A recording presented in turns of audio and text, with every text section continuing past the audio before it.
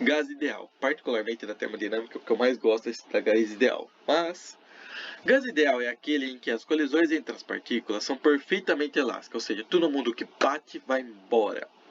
Entre as partículas dele, não há qualquer tipo de interação como forças atrativas ou repulsivas. Além disso, essas partículas não ocupam espaços, têm massa desprezível, tá bom? De acordo com a teoria cinética dos gases, o estado termodinâmico de um gás ideal é completamente distinto pelas variáveis de pressão, volume e temperatura. Teoria cinética dos gases, o que é? O que faz os gases se movimentarem, o que faz essas partículas se movimentarem lá dentro. Então vamos lá. Os gases ideais são compostos exclusivamente por partículas de dimensões pontuais, de tamanho desprezível. Pensa que é um pontinho de lápis que você fez em papel e você vai ignorar totalmente o tamanho dele. Ele existe, mas é totalmente ignorável. Que se encontram em movimento caótico em alta velocidade. Então, tipo, você tem uma caixa cheia desses pontinhos e tá todo mundo batendo em todo mundo. Nesse tipo de gás, a temperatura e a velocidade de transição das partículas são proporcionais, tá? Uma vez que não há interação entre as partículas de um gás ideal, a energia interna desse gás é sempre igual à soma da energia cinética de todas as partículas que o constituem. Então, vamos lá. Características dos gases ideais. Confira em resumo algumas características dos gases ideais. São muito grandes as características, mas vamos só fazer pontualmente elas. Nele só ocorrem colisões perfeitamente elásticas entre as partículas, ou seja, todo mundo que bate vai embora, fica batendo.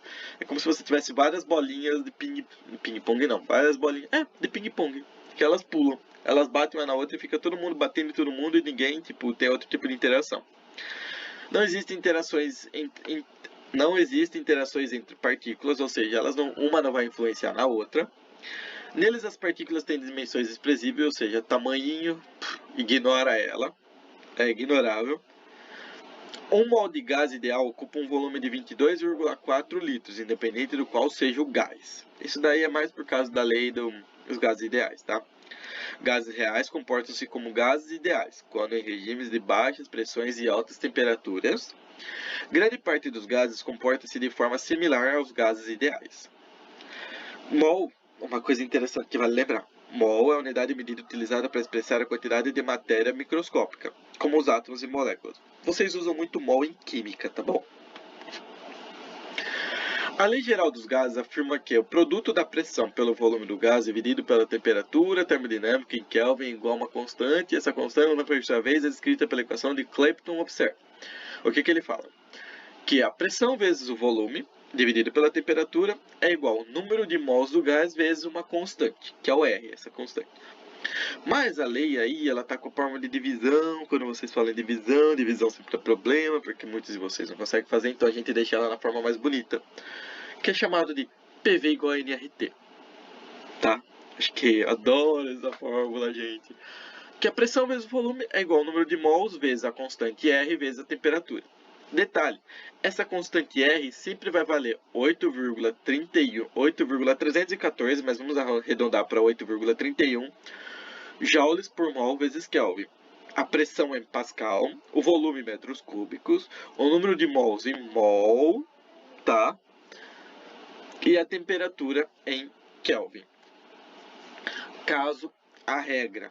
É um pequeno caso que a gente tem. Se você tiver uma situação que envolva um processo de um determinado gás ideal, onde ele está inicialmente em um estado e depois é levado a outro estado, a equação de Clapeyron fica na forma D. É aquela coisa, você está trabalhando com o mesmo gás em duas situações. Preciso fazer duas vezes a fórmula do gás ideal? Não. Sabe aquele NR? Os dois vão ser sempre iguais, então você pode descartar eles e aí vai ficar P1 vezes V1 dividido por T1 é igual a P2 vezes V2 dividido por T2. Nada mais é que o 1 é o primeiro estado é igual a 2 o segundo estado. O que está antes tem que ser sempre igual ao que está depois, mesmo que as coisas variem, tá? É aquela coisa, 2 vezes 4 é igual a 8. Mas 4 vezes 2 também é igual a 8. Então, tipo, 2 vezes 4 é igual a 4 vezes 2, tá bom? A pressão 1 vezes o volume 1 dividido pela temperatura 1 é igual a pressão 2 vezes o volume 2 dividido pela temperatura 2. Onde os índices 1 e 2 representam os estados inicial e para quem vai, respectivamente, tá bom? Aí tá aqui, tipo, aqui é uma figurinha muito boa que a gente tá tem um recipiente na figura A, que tem as partículas ali que estão se movimentando. Aí você vai abaixar a placa em cima, você vai mudar o volume e vai aumentar a temperatura e a pressão, para tudo ficar constante, tá bom? Ou seja, você está trabalhando com o mesmo gás, você só variou uma unidade, uma coisa ali dentro. Ou seja, o que está antes tem que ser igual ao que está depois, tá? E os dois exercícios. Se 2 mols de um gás a temperatura de 27 graus Celsius ocupam um volume igual a 57,4 metros cúbicos, qual é aproximadamente a pressão desse gás? A DOT R igual a 8,314 joules por Kelvin vezes mol. E o segundo é o exercício da VUNESP. VUNESP é a universidade que as pessoas, é o vestibular que as pessoas usam para entrar na Unesp, tá bom? É a faculdade que eu fiz. A que temperatura você deveria elevar certa quantidade de um gás ideal, inicialmente a 300 Kelvin, para que tanto a pressão quanto o volume se duplicassem?